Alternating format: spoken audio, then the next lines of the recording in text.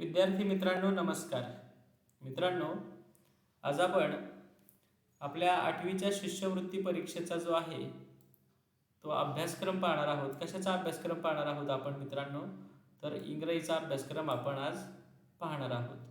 Okay, तर बघा, या अभ्यासक्रमामध्ये दिलेले जेवढे टॉपिक आहेत तेवढेच करायचे तुम्हाला. तर पहिल्यांदा आपण पाहूया व्हॉकॅब्युलरी. काय पाहूया? व्हॉकॅब्युलरी. व्हॉकॅब्युलरी म्हणजे काय? शब्दसंपत्ती. मग शब्दसंपत्तीवर आधारित कोणते प्रश्न विचारले जातात बघा. तर बघा, शब्दसंपत्तीवर आधारित पहिला प्रश्न म्हणजे काय, पहिला टॉपिक कुठला याच्यातला बघा. Writing words using given clues. आपल्याला क्लू दिले जातात आणि त्याच्यावरून आपल्याला शब्द लिहायचा असतो. त्या पर्यायामध्ये दिलेला असतो. व्हॉकॅब्युलरीला 16% महत्त्व आहे. किती आहे? 16% प्रश्न याच्यावर आधारित असतात. म्हणजे महत्त्वाचा भाग आहे हा. त्यानंतर आहे रायटिंग कंटेक्स्च्युअल मिनिंग्स ऑफ वर्ड्स. म्हणजे बघा, प्रश्नाच्या संदर्भाने काय करायचा असतोय? त्याचा अर्थ आपल्याला लिहायचा असतोय. प्रश्नाच्या संदर्भाने त्याचा अर्थ आपल्याला लिहायचा असतोय. पुढे आहे बघा, opposite and similar meaning of words. म्हणजे समानार्थी शब्द आणि विरुद्धार्थी शब्द आपल्याला लिहायचे असतात. पुढचा मुद्दा काय आहे बघा. पुढचा टॉपिक आहे वर्ड फॉर्मेशन. शब्द तयार केलेले असतात, सफिक्स आणि प्रिफिक्स जोडून आपल्याला तयार करायचे असतात किंवा त्या ठिकाणी त्या संदर्भाने प्रश्न विचारलेले असतात. त्यानंतर होमोफोन्स तर तुम्हाला माहिती आहेत बघा. होमोफोन्स म्हणजे काय? उच्चार सारखा, स्पेलिंग वेगळं. त्यानंतर पुढचा प्रश्न प्रकार आहे बघा, फ्रेजेस. वाक्प्रचारांवर आपल्याला आपले अर्थ किंवा त्या संदर्भाने आपल्याला फ्रेजेस विचारले जातात. त्यानंतर आहे बघा, writing one word substitute for the clue provided. आपल्याला क्ल्यू दिला जातो आणि त्याच्यावरून आपल्याला काय लिहायचे असतात? शब्द लिहायचे असतात. रायटिंग वन वर्ड, शब्द जसं आपण मराठीमध्ये शिकलोय शब्द समूहाबद्दल एक शब्द, तसं तर हे असं करायचं असतं. Writing one word substitute for the clue provided. Okay. त्यानंतर आहे मित्रांनो, पुढचा प्रश्न आहे बघा, गेसिंग the meaning of the word. म्हणजे शब्दाच्या अर्थाचा तर्क लावायचा आहे आपल्याला. त्याच्यावर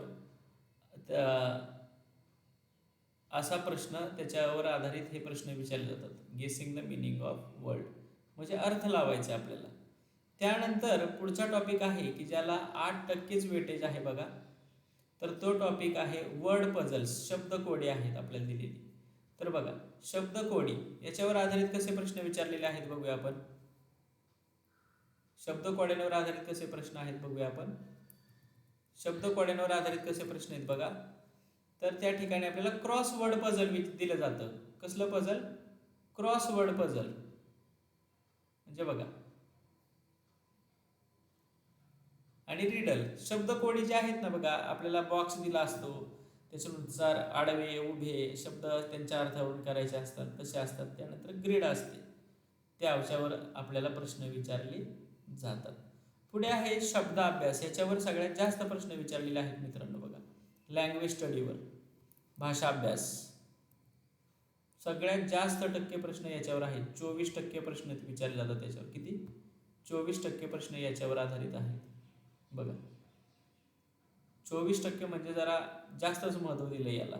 मग याच्यामध्ये काय आहे बघा, सेंटेन्स फॉर्मेशन, वाक्य तयार करणे. त्यानंतर टाईप्स ऑफ सेंटेन्स. तुम्ही वाक्याचे प्रकार शिकलाय. Declarative sentence, exclamatory sentence, negative sentence आहे की नाही, इंट्रोगेटिव्ह सेंटेन्स, इम्परेटिव्ह सेंटेन्स, त्या वाक्याचे प्रकार बघायचे. त्यानंतर पार्ट्स ऑफ स्पीच 8 आहेत, त्याचा अभ्यास करा व्यवस्थित. त्यानंतर मॉडल ऑक्झिलरीज विचारले जातात. आणि त्यानंतर महत्त्वाचा पार्ट आहे टेन्सेस. म्हणजे काय? काळ विचारले जातात. काय विचारले जातात? काळ. आता बघा,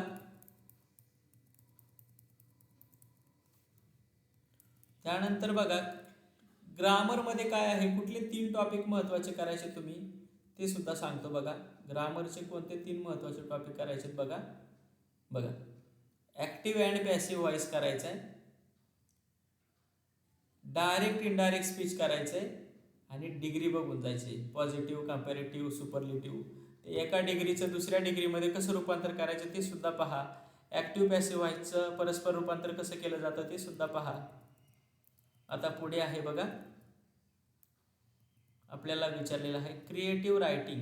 क्रिएटिव्ह रायटिंगमध्ये आपण शिकलोय बघा, शॉर्ट नोट दिलेले असते, त्याच्यावर आपल्याला प्रश्न विचारले जातात. डायलॉग, संवाद असतो, त्याच्यावर प्रश्न असतात. स्लोगन्स असतात, घोषणा, घोषवाक्य, त्याच्यावर आधारित प्रश्न असतात. ॲडव्हर्टाइजमेंट म्हणजे जाहिरात दिली जाते, त्याच्यावर आधारित प्रश्न असतात. न्यूजवर आधारित प्रश्न असतात. ईमेलवर आधारित प्रश्न असतात. वेबसाईट्सवर आधारित प्रश्न असतात. आणि SMS लँग्वेज बघा, SMS शॉर्टकटसुद्धा असतात, त्याच्यावर सुद्धा आपल्याला प्रश्न विचारलेले असतात. त्यानंतर प्रोज आहे, रीडिंग स्किल्स, वाचन कौशल्य आपली पाहण्यासाठी, त्याच्यावर 20% प्रश्न आहेत, उतारा दिला जातो, त्याच्यावर आधारित प्रश्न असतात. त्यानंतर मिसेलिनियस, संकीर्ण खेळ आणि घड्याळ याच्यावर आधारित 4% प्रश्न आपल्याला विचारले जातात. तर मित्रांनो, अशा पद्धतीने सगळे टॉपिक व्यवस्थित बघून जा. सरावाशिवाय इंग्रजीमध्ये मार्क्स मिळणार नाहीत, सराव करून जा. Okay, thank you.